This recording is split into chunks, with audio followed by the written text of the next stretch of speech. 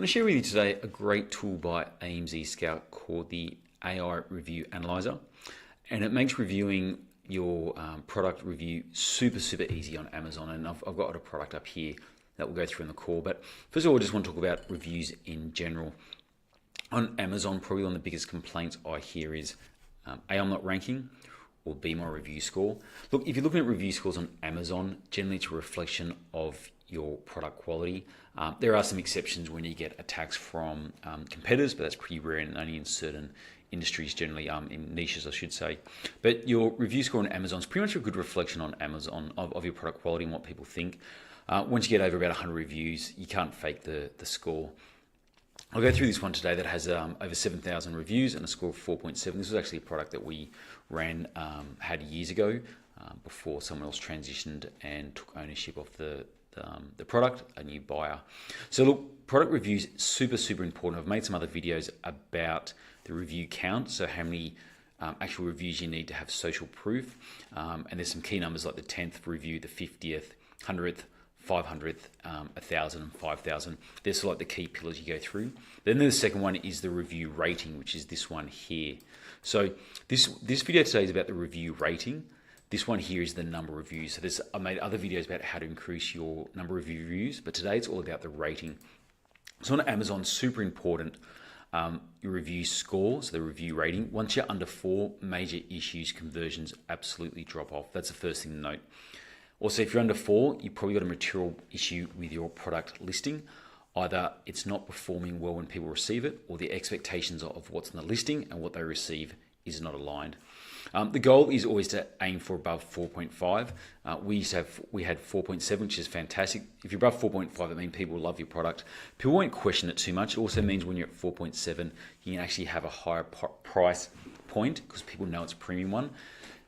The sweet spot is between 4 to 4.5. Generally 4.3 to 4.5 is where you're at, but if you get 4.5, you get that 4.5. It's super important. But what I want to do today is actually go through the AI review tool that AMZScout's brought up. So the way you get it, looking at AMZScout, go to AI Review Analyzer, and you hit Analyze ASIN. I've just done this one here, so it's pre-populated. The reason this is fantastic, there's 2 reasons. If you've got an existing product, so if you've got an existing product, I'd recommend doing this on a quarterly basis. Go through, use this tool, find out what your issues are, what people like, those 2 steps. In the past, you used to go through all the 2 and 3-star reviews, look at your 5, had to do it all manually. This is all done for you. The reason I say this do quarterly is because this will bring up A, improvement opportunities, but also B, if you've had an issue recently with one of your production runs, the more recent ones will show this. Secondly, if you want to launch a product, this is also really good. What you want to do if you launch a product is make sure what people like the most is that your product at a minimum has those benefits.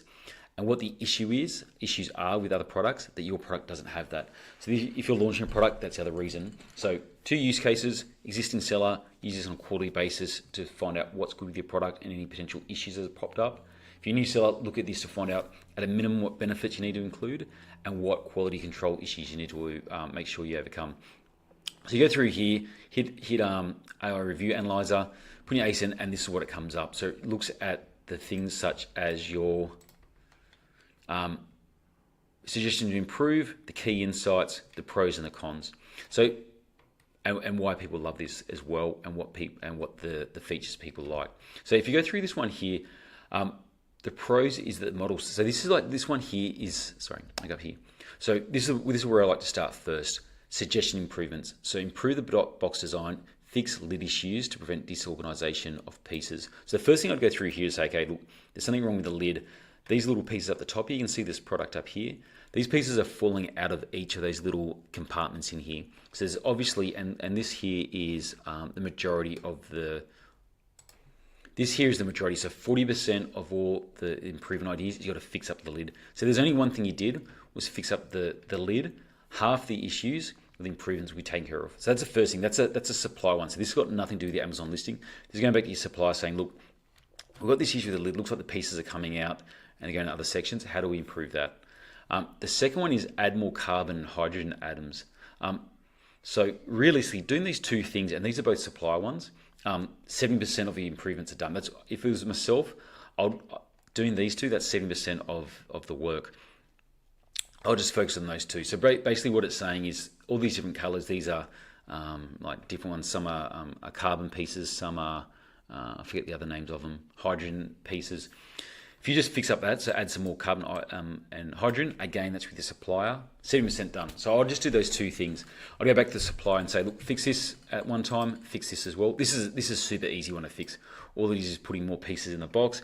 This one is, okay, what's wrong with this lid? How can we fix it? So that one there is a bit more effort because you may have to do the mold. This one is super easy. So if you wanted a super quick win, next purchase order, just increase that amount there and 30% of your suggestions done. So that's a super quick win there. There's some other ones here about variety, but these ones are so small I wouldn't bother looking at that one. So that's super important. If you're looking at bringing out this product, you want to make sure that the pieces fit together. So this is just obvious one. You probably want to improve the design as well to make sure you get that sorted out, because that seems to be a common issue, is the box design. And the thing, if you're looking at bringing out this product, one thing you want to look at here is the visual aids. So it looks like people do like the visual aids, and I learned this because we actually developed this product. One thing we did years ago with this, we did some really good branding, really good packaging on the outside, and we actually put a lot of time into the learning aid that came with it. No one else was doing that. We actually bought some of the competitors' products and they were copying our ones word for word. So a little pro tip, always copyright your material so then you can get people to stop using it. If you have something really good on your Amazon listing, people always buy a product and they'll copy it. So just do that little copyright. But this one here, this is something that we definitely worked on. So the other one is going through here is in terms of the cons. These are similar to the improvement opportunities. Often the cons are the reverse of the improvement opportunities. But again, it's about the design, the limited atoms, and there's some additional ones there, but they're sort of lower down. And if you go down here in terms of these ones here, these are some like why people buy these. This here can help thinking about what else can I do to my product. So people like the hands-on experience for interactive learning. They see it as an educational tool and a learning aid. So if you think of all this stuff, people own this around learning and education. So you may want to think this, and I looked at the AMZScout product improvement idea, and one of them was to build an app for this. So people get the product and they could build an app or maybe some basic VR. That'll be the next level you'd want to go to. Amazon's changed so much since COVID days when there's been an influx of sellers that you just can't put a product to Amazon. You have to do these extra value adds that stand out. So years ago, the value add was doing the branding, the packaging, a really good user guide. If I was these guys now, I'd actually go and spend the money on an app. You get them done pretty cheap now and build that out. If you're also looking at going into this market, you want to make sure these things are all taken care of. So color-coded atoms, yes, that's already done because they're all color-coded. Instructional guide, so you need a structural guide. You need the carry case to be sturdy when you're testing it. And you want to include a bond removal tool. I don't think these were included first. These are some feedback that we include at the start. So I just want to go through this and share with you the AMZScout AI Review Analyzer tool. The reason being, the old days, you had to go through, review them all individually, or there used to be keyword clusters and phrases. Now the AI is actually amazing. So I'll go through this. So guys, just remember the use case for this. If there's an existing product, quarterly basis, go through this, find out if there's any major issues coming up that people don't like or improvement opportunities. Once you do it once, it's unlikely you're going to have to do it quarterly, but it's just good practice. The reason I say it's good practice in case you have a purchase order and there's an issue. The reason I say that, we actually had that once. We changed the supplier on one of our products. I think it's going to save 20%. I thought, wow, that's a huge amount saving on our COGS. What happened? We didn't do the QA. They used a different type of rail for the product. It ruined the application, ruined these cars where the product was being used. Separate product. I just did a massive removal order, got rid of them all because it's the first time we had bad reviews coming in, and bad reviews kill your product. So that's why this can be helpful, but you'll probably notice that pretty quick if you're getting the bad reviews.